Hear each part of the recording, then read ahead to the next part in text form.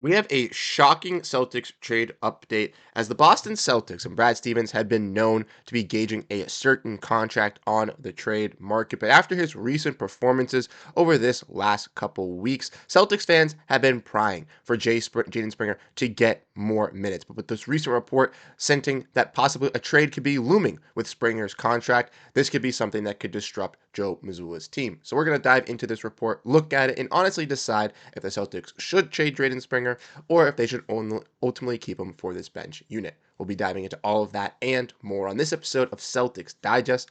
I am Bruce Velez. And you guys have been absolutely fantastic, showing your love and support on the channel, which has been super, super appreciated. I do want to let you guys know that today is Wednesday, so that means we'll be live once again at 6 p.m. before the Celtics do tip off. So we'll be having a nice little stream. Come on by, ask any Celtics questions. And we'll be going over the Celtics last week and looking forward at the week ahead. But without further ado, let's dive into this video at hand today. Make sure to grab a snack. Before we get into the Jaden Springer news, guys, we got some smaller topics to get into as we have seen some other Celtics news around that has been very, very exciting as well. And the first topic we're going to be diving into is an ex-Boston Celtic really standing out. And like I mentioned in a previous video, Isaiah Thomas, the Boston Celtic that played here for 2 seasons, was a standout player for this team. Really brought this team up from the rebuild, was ultimately traded for Kyrie Irving, then ultimately had some injuries, fell to the league, was just recently brought back by the Boston Celtics ex-GM, Danny Ainge. In his first G League performance, he absolutely showed out. He had 40 points, 8 assists, where he was 13 for 28 from the field. And in that video, I went over a bunch of stuff about Isaiah Thomas. So if you want to see it, go check it out. But I basically said, in all, he can be a guy on the end of a bench. And I would love to see that for a guy in IT. We all know Isaiah Thomas just wants to play basketball, just wants to hoop, just wants to be on a roster. He was absolutely devastated when he was cut, and he always kept trying to get on multiple teams throughout the years on 10-day deals throughout 2021, and finally found himself on a roster in 2023 with the Phoenix Suns last season, but was unable to crack any rotation minutes. And that's totally fine. I don't think Isaiah Thomas is going to be a rotational player for any of these teams, but I realistically would love to see him on the end of a bench, similar to a guy like Udonis Haslem. It's just a veteran presence for some of these young guys. Depending on which team Isaiah Thomas gets picked up by, I don't think he'd be picked up by the Boston Celtics, but if it was another team around the league that had some younger guards that are very, very good and play similarly to Isaiah Thomas, they could easily pick up IT, and he could just be a veteran teacher and leader on that bench unit to just help have those young guards grow. And I think that would be a best thing for both parties. Isaiah Thomas gets to be in the league, and they also get some better development from a guy who is a standout point guard for a couple seasons. But I want to know your thoughts on what you guys think about Isaiah Thomas, because I know he was a fan favorite and a lot of people loved him, including myself. We also got some more news as well, so hold up on the Jaden Springer stuff. We'll be getting to that right in a little bit. But like I said, this is amazing to see, as yesterday we saw reports come out about the Rising Stars game, and we saw for the Boston Celtics that one of their players from the G League made the Rising Stars game. And that's right, ladies and gentlemen, it is J.D. Davison. And J.D. Davison has been a standout player for the Maine Celtics this season. We've talked about him on this channel multiple times this year and how he's just been absolutely fantastic, breaking the score record, breaking the steal record for the Maine Celtics. And I ultimately believe that if the Boston Celtics didn't have such a dynamic and talented group in the backcourt that they already have with Jrue Holiday, Derrick White, Peyton Pritchard, even with using Jaden Springer as well in there, then J.D. Davison would automatically have been called up already and would have been a guy that would have been playing on the end of this rotation. But with the Celtics having such a logjam there, it's been very difficult for him to rise to that occasion. But J.D. has shown growth in his game since he's been drafted. He first started off as not a great three-point shooter, and he's taken that up tenfold with being a dynamic one for this Celtics team, our Maine Celtics team, and the best player, if not one of the best players alongside Baylor Shireman for this Maine Celtics squad. Now, JD is on his last year of a two-way deal, but it'll be nice to see him in this Rising Stars competition to be able to showcase his skills, because other teams around the league will be watching this. And if JD Davison has a standout game in the Rising Stars competition, that could lead him to another team possibly giving him a guaranteed contract,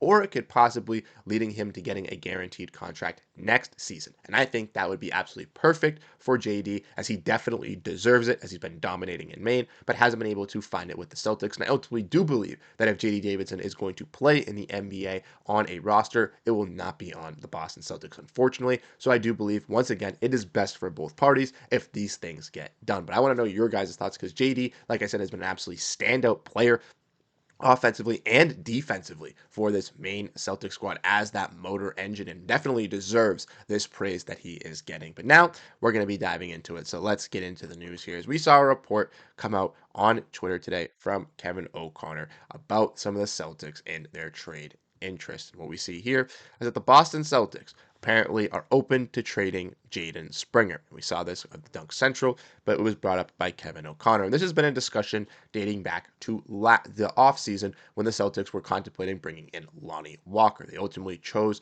to waive Lonnie Walker and not sign him as the 15th man, as they could not trade Jaden Springer because no team wanted to take him without the Celtics adding draft capital. And the Celtics felt that Springer was a talented enough player that they did not need to add draft capital. And man, were they right. Springer has had some recent games over the last couple stretches that have been really, really impressive for this Celtics team. If we want to look at his stats here, we can see in a couple of his recent performances versus the Clippers, he was absolutely fantastic, shutting down Kevin Porter Jr. in that third quarter and completely eliminated him from that contest. The Celtics went on a huge run, and Springer forced turnovers and even hit some big threes, a basic dagger in overtime. Then the Celtics got blown out versus the Lakers. We saw Springer thrown in for some garbage time minutes at the end, and he was very successful once again, having 10 points, 4 for 5 from the field. He did not see much playing time versus Dallas as they blew him out, but versus Houston, even though the Celtics did lose, when Springer was inserted,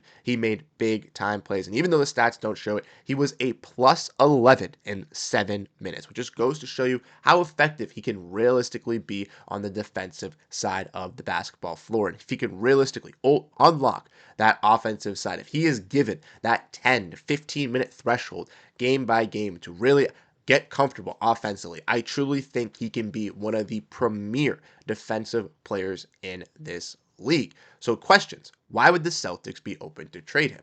Well, he makes around $4 million in a contract. And if we want to look at Jaden Springer's deal, this is where it gets to the problem. He makes $4 million this year, which is more than players like Luke Cornett, Namus Keita, Sam Hauser, who all have a bigger role than Springer. And Springer is also a restricted free agent in the summer, which means that any team can offer him an offer, and the Celtics have to match it to keep him. And with the Celtics obviously being in the second apron, a team could just price gauge a guy like Jaden Springer away from the Celtics, offering him a 4-year, $16 million deal, something the Celtics couldn't even come back to offer, in which they lose him for virtually nothing. So that ultimately does come down to the case with Springer having, injecting some really impressive defensive stats for the Celtics team throughout his career, but now finding a little bit of offensive rhythm in his sporadic minutes, and with the Celtics having a sluggish bench, should they keep a guy to keep injecting that defensive pressure and hopefully can build some offensive pressure and could be a long-term value fit,